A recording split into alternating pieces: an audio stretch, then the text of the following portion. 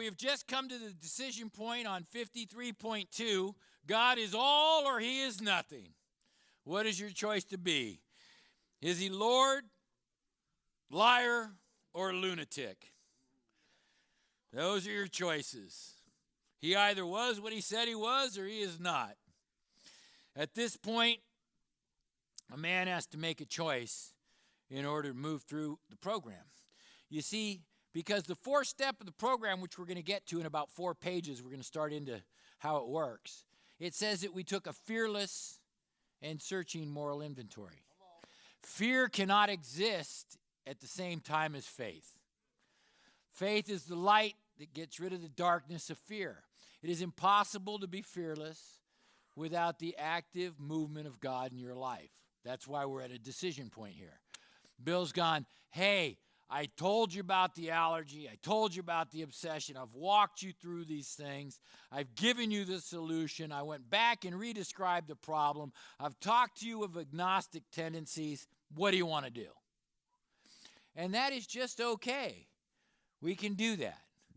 There's a lot of codependency today. The old timers didn't do that. If you're sponsoring people, I suggest you read the chapter to the employer. It tells you how to do an intervention, and it tells you how to sponsor. If you change the word in that chapter from employer to sponsor, it'll give you a whole new outlook on life. Whole new outlook. Fire them if they don't want to do it. Can you imagine such a thing? Firing a sponsee? That's what the old boy said, and here he is, same kind of decision point. Arriving at this point, we were squarely confronted with the question of faith. We couldn't duck the issue. Some of us had already walked over the bridge of reason. Look at how he capitalized it 3 times in this paragraph.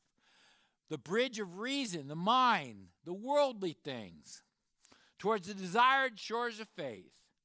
They outlined the promise of a new land, had brought luster to tired eyes and fresh courage to fledgling spirits. Friendly hands had stretched out in welcome. We were grateful that reason had brought us as far as it had. See, our mind carried us all the way to this decision point. Everything that happens in our life happened for a purpose, to bring us to the point of decision. But somehow we couldn't quite step ashore.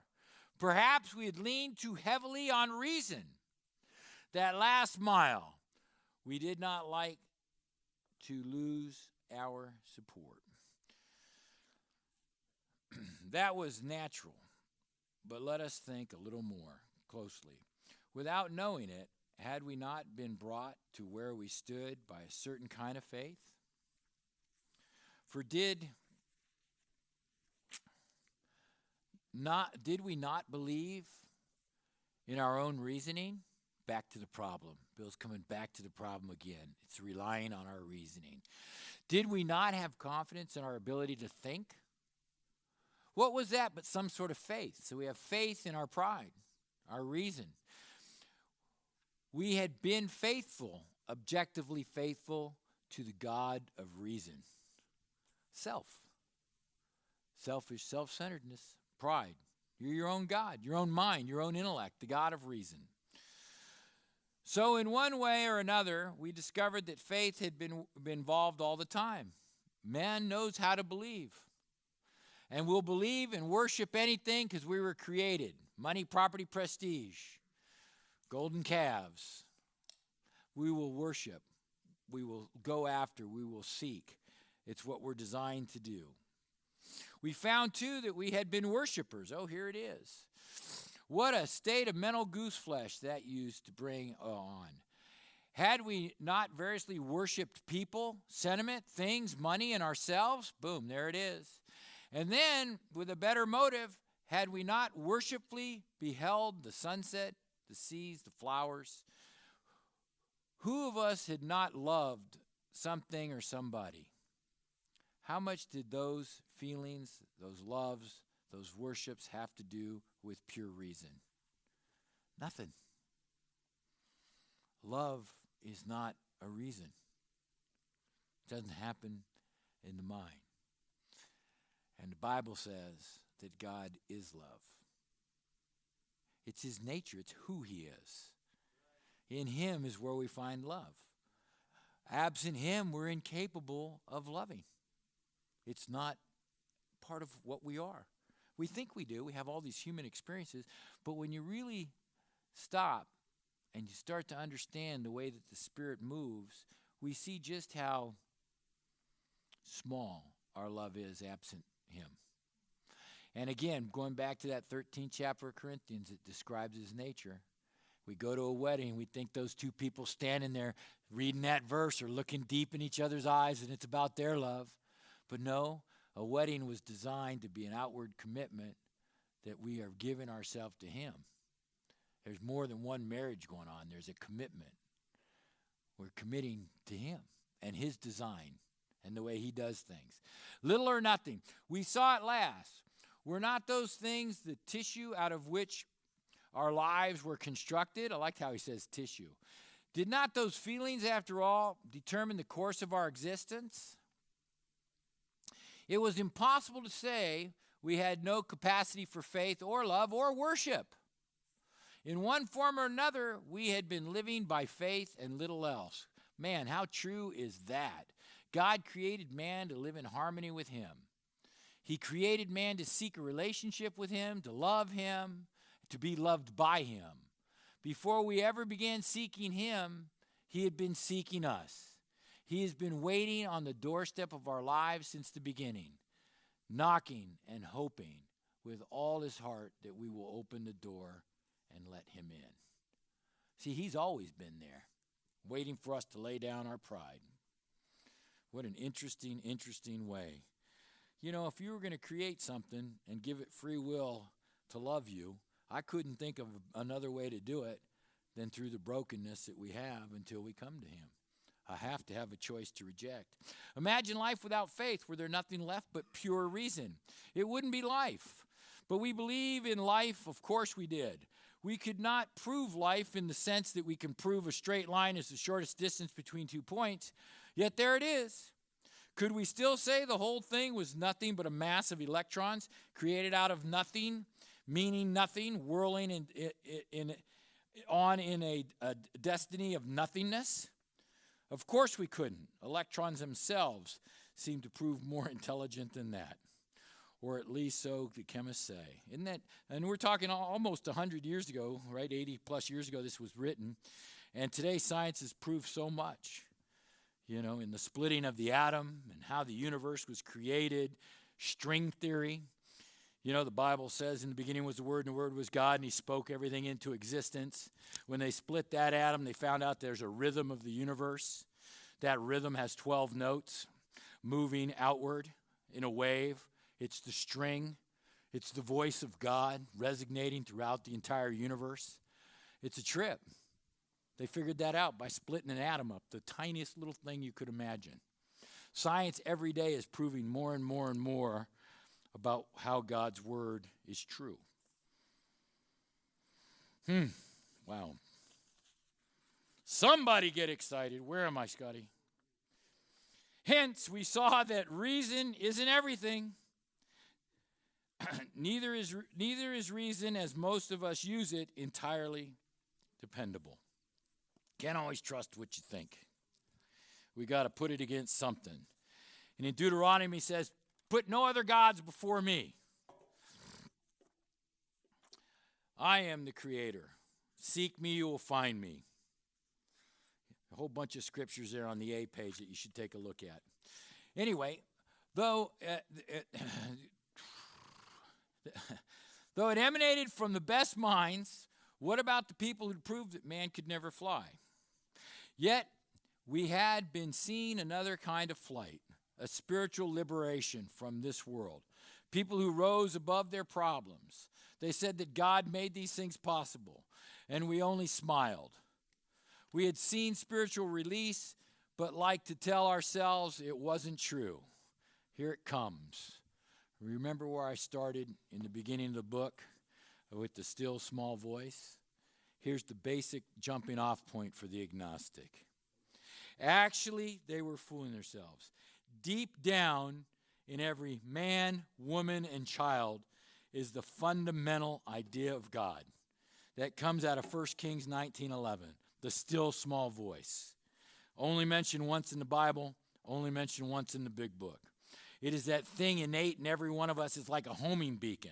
It's in his design. It's always calling. We're always seeking. We're always wanting. And as Bill pointed out, in those moments of time when he had the chance to turn to God, it may be obscured by calamity, by pomp, or by worship of other things. Money, property, prestige, the things of the world that keep that seed from hitting.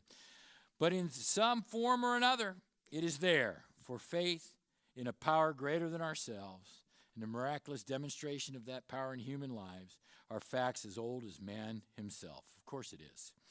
We finally saw that faith in some kind of God was a part of our makeup. It's our design. He just told us. He just gave it to us. Just as much as the feeling we have for a friend. Sometimes we had to search fearlessly, but he was there. Here it comes. He was as much a fact as we were. We found the great reality deep down inside, within us. The word reality, if you look it up in a dictionary, is something that exists independent of all things. God relies on nothing to exist. He is uncreated. He created all things, but has not created himself. Hard to understand.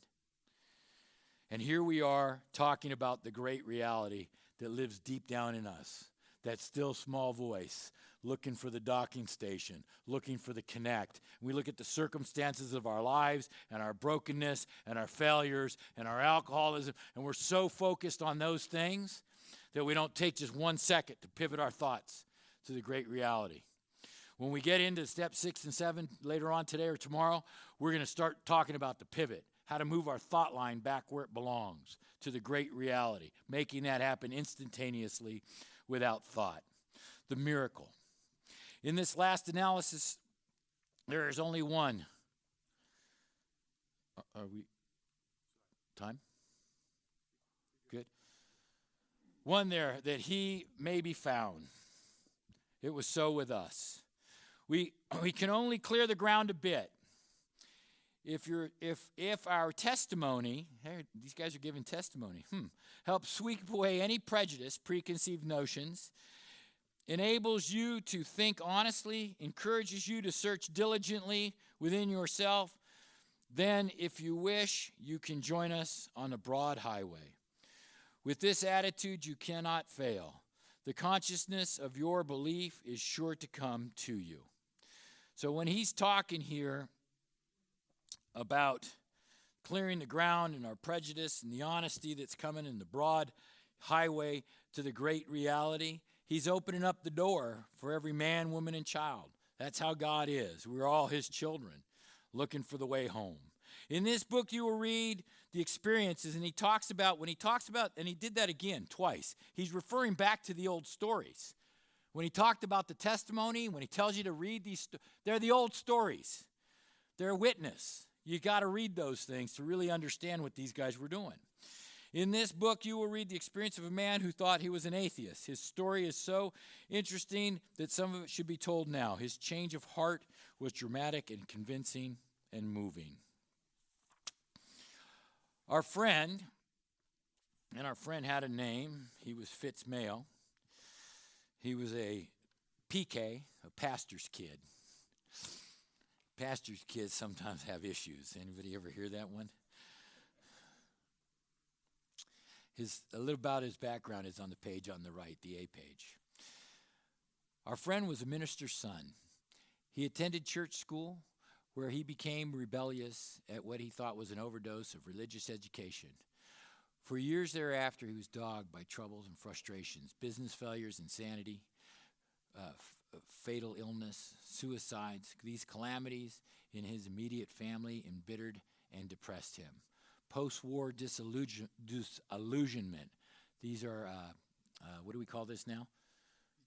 PTSD. Thank you. PTSD. Big book talks about it, describes it, has an answer for it. Ever more serious alcoholism, impending mental and physical collapse brought him to the point of self-destruction. One night when confined in the hospital, he was approached by an alcoholic who had known a spiritual experience. Our friend's gore rose as he bitterly cried out, "If there is a God, he certainly hasn't done anything for me." How self-absorbed, right? But later, alone in his room, it settles in. See, the seed hit soil. God's preparing this man's heart even though he struck out at him. The words that we share with people as we try to help them with their alcoholism may not hit in that moment, but they'll think about them. He asked himself one question: is it possible that all the religious people I have known were wrong? Here we go. So what is this man bringing to him?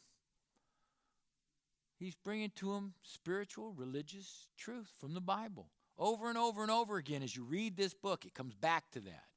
That's the truth that these guys carried. Not a doorknob. While pondering the answer, he felt as though he had lived in hell. And then, like a thunderbolt, a great thought came to crowd out all else. God's going to speak. Who are you to say there is no God? Do you imagine? The man recounts that he tumbled out of his bed onto his knees. There we go. I'm here, Lord. In a few seconds, he had been overwhelmed by the conviction of the presence of God. Right there. Bam! It poured over and through him. These guys, man. How do you read this book and not get what was going on? Through him with the certainty and majesty of a great tide at flood. The barriers that he had built through the years were swept away. God cleared it all out in an instantaneous moment. He had way number one that William James described. God just came and said, I'm taking it all right now. His heart was so ready to surrender. He stood in the presence of the infinite power and love. He had stepped from bridge to shore, from reason to shore. For the first time, he lived in the conscious companionship of his Creator. He had made conscious contact. Come on. He's right there. He's in the room. He cries out to God. God shows himself, and bang, he's already at step 11. Not all these steps were taken in order. You're going to find out when we get into step 4, they did step 6 before step 4, and that step 8 is already done. I'm going to show you that when we get into the next chapter. The Creator shows up as he chooses. It's not all formula. It's not all, you got to do this, you got to do that, do it perfect. No. God is going to work it out with you in a way that he sees fit. And he's going to have you speak to those that he sees fit. Thus, our friend's cornerstone fixed in place, his belief. No later vicissitude has shaken it. His alcoholic problem, what happened to it? Taken away. Drink problem was gone. What did he do to deserve that? Grace. Unwarranted favor. He sought God and God came. That very night 3 years ago, it disappeared, save for a few brief moments of temptation. There's that word temptation we never talk about. We don't talk about the strange mental blank spot, and we don't talk about temptation. And it's the heart of the problem. The thought of drink had never returned, and at such times, great revulsion had risen up in him. Whoa. God had him. Seemingly, he could not drink, even if he would. God had restored his sanity. Who did it? God did it. And he went about his business. What is this but a miracle of healing? Hold it. Wait a minute. Did the big book just say that we can get healed? It's talking about a miracle of healing again. Get up from your mat and walk, right? Be healed. Yet we want to put more power into the steps than we put into the Creator's ability to heal. By grace we're healed. That's the surrender process justifies us right with God. And then God takes us through the sanctification process, which is what the steps are. I'm willing to do these things so you can make me right, make me whole, make me the things that you want me to be. And because you'll do that for me, God, I see it in your word, I want to get into service. Give me the people that I can help. Take me where you want me to go. Let me be who you want me to be. Yet these elements are simple. Circumstances made him willing to believe, and he humbly offered himself to his Maker as he then knew him. his maker, the creator of heaven and earth and everything in it. You, me, and everything that you see. All is of him. The whole world is all matter slowed down for us to see it. Matter, carbon, water, the elements of the universe, formed by him, shaped by him, molded by him, to be used differently by him. Oh, how arrogant had we been. Even so has God restored us to right minds. This man, the revelation was sudden. Some of us grow to it more slowly. If what I'm saying to you doesn't resonate, if something that happened to you, don't worry about it. There's another way we come to know God. There's another way. There's another way. We can study, we can learn, we can seek. He'll avail himself. And if you're really lucky, you get to experience all three ways. Boom, in an instantaneous moment, he opens up your eyes. You study, you learn, and you seek. And you're in fellowship with people who've had one of those first two experiences. This room is full of people who've had one of those first two experiences. And in fellowship together, iron sharpens iron. And here you are. And you got to carry this message back out to those rooms where people are waiting to hear. People are waiting to hear what you have and what you know, boldly and gently, with love.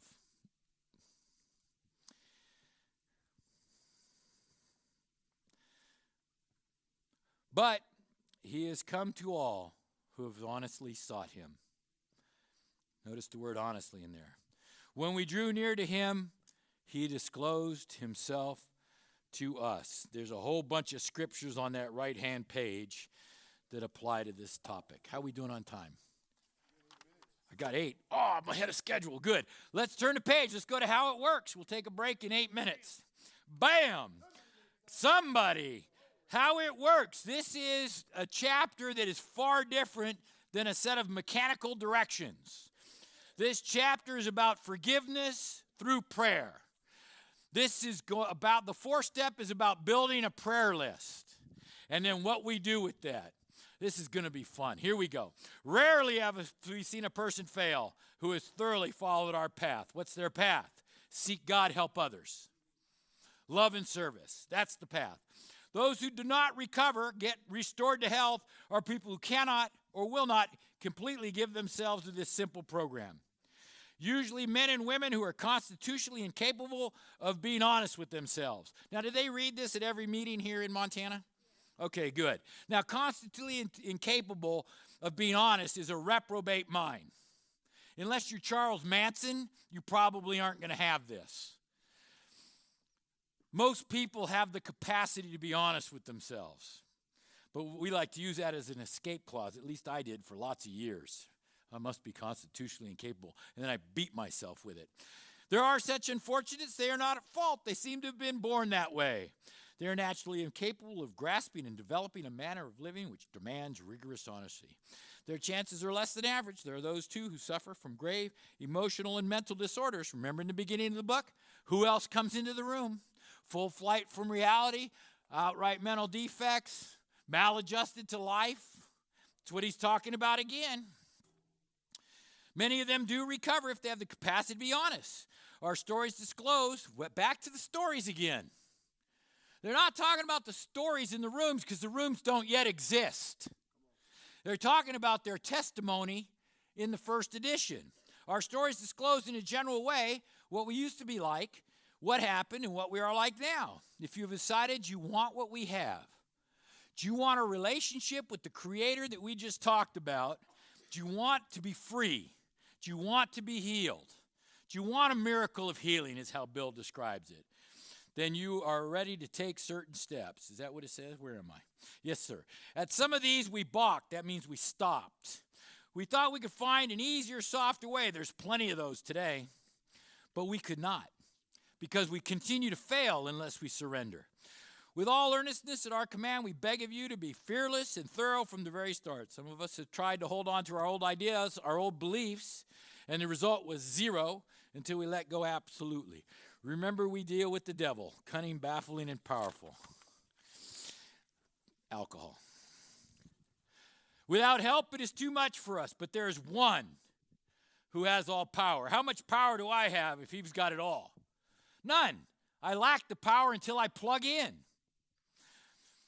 One who has all power. May you find him now. The prayer is that you seek him with all earnestness, on your knees, face down, saying, Abba, Father, take me, I'm yours. Half measures. A half measure is anything less than 100%. Will avail us nothing. We stood at the turning point. Now, here's the first prayer. Now, in the learning section, there's a place called the prayers of the four-step. This is the first one. Every time the big book says we ask God, it's a call to prayer. First one's right here. You hear it every day, but nobody thinks about it. We ask for his protection and care with complete abandon. Third step.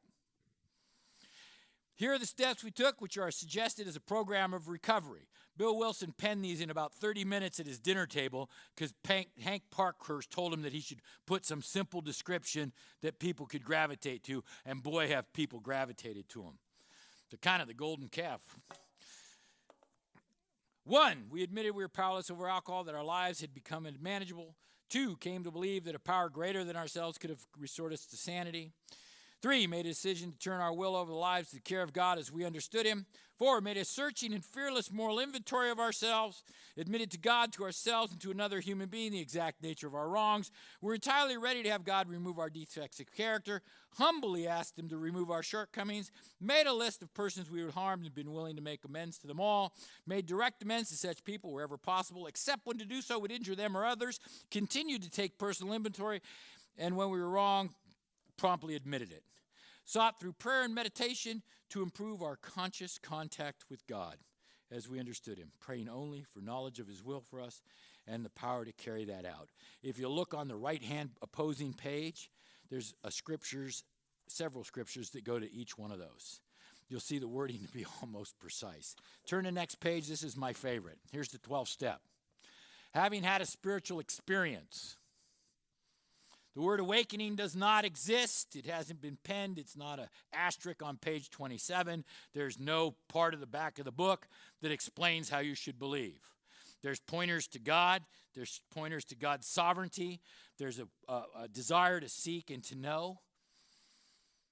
We didn't tell you what a spiritual awakening was. We didn't define it. We didn't make it. God reveals himself to each man in his own way. I prefer the experience. As the result of these steps, so it's the result. It's singular. When you put the in front of the result, it makes that singular. There's one result. You're going to experience God. Of these steps, we tried to carry this message to the alcoholic and to practice these principles where? In all of our affairs. Every aspect of our life. Not just becoming a good AA. I don't get to go to be a good AA guy and then go and cheat people at work. Steal from my neighbor. I don't get to do that. Many of us exclaimed, what an order. I can't go on like this. Do not be discouraged. No one among us has been able to maintain anything like perfect adherence to these principles. We're not saints. The point is that we are willing to grow along spiritual lines. The principles we have set down are guides to progress. We claim spiritual progress rather than spiritual perfection.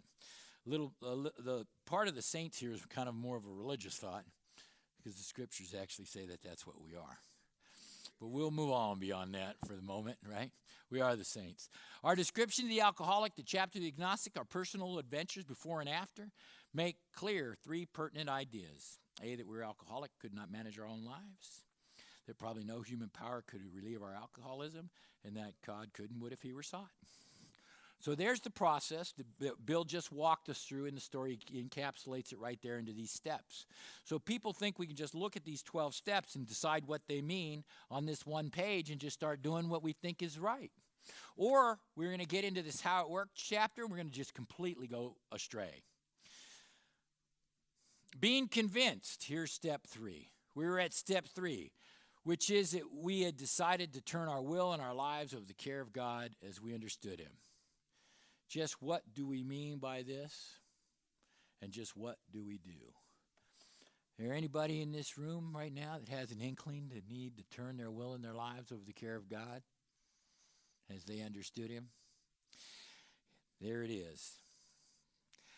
The first requirement is that being convinced that any life run on self-will can hardly be a success. On that basis, we're almost always on a collision course with somebody or something, even if our motives are good.